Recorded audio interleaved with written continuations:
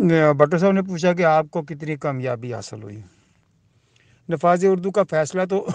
پاکستان بننے سے پہلے یہ ہو چکا تھا کہ پاکستان جو ریاست بن رہی ہے اس کی سرکاری اور قومی زبان اردو ہوگی، اور 25 فروری 1948 کو بابائے قوم قائد اعظم رحمۃ اللہ علیہ نے اس وقت کی تمام سیاسی جماعتوں کو اکٹھا کر کے اور اتفاق رائے سے یہ فیصلہ کیا کہ ملک کی زبان اردو ہوگی، اور وزیر اعظم لیاقت علی خان صاحب نے اسی شام کو قانون ساز اسمبلی میں یہ بل پیش کیا اور جو پاس ہو گیا۔ اور یہ بات جو ہے تب سے لے کے آج تک جتنے دستور بنے ہیں اس میں بھی یہ باتیں طے ہوتی رہیں۔ 56 کے دستور میں بھی یہ بات طے تھی، اور 62 کے دستور میں بھی یہ بات طے تھی، اور 73 کے دستور میں تو بڑی وضاحت کے ساتھ یہ بات آ گئی کہ ملک کی قومی زبان اور سرکاری زبان اردو ہوگی۔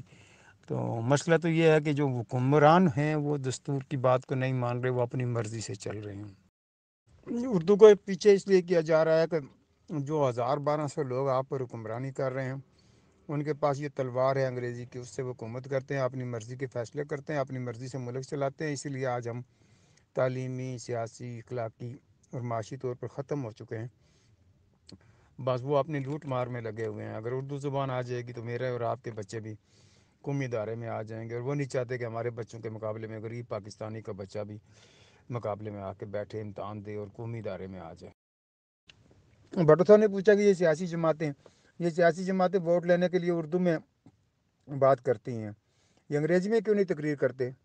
عمران خان انگریزی میں تقریر کریں نا، زرداری صاحب انگریزی میں کریں، مولوی فضل الرحمان صاحب انگریزی میں کریں، شہباز شریف صاحب انگریزی میں کریں، تو کتنے ووٹ لیں گے؟ اپنے ووٹ لینے کے لیے یہ اردو استعمال کرتے ہیں، اور عوام کو جب کچھ دینے کے وقت ہوتا ہے تو مثلا عدالت جو ہے کسان کا فیصلہ انگریزی میں لکھتا ہے، تو پوچھئے نا جی کہ یہ آپ امریکہ کے لیے لکھ رہے ہیں یا برطانیہ کے لیے فیصلہ لکھ رہے ہیں یا پاکستانی شہری کے لیے لکھ رہے ہیں؟ یہ نہ یہاں انصاف ہونا دینا چاہتے ہیں، نہ یہ تعلیم عام ہونا دینا چاہتے ہیں، نہ اس ملک کو ترقی کرنے دینا چاہتے ہیں۔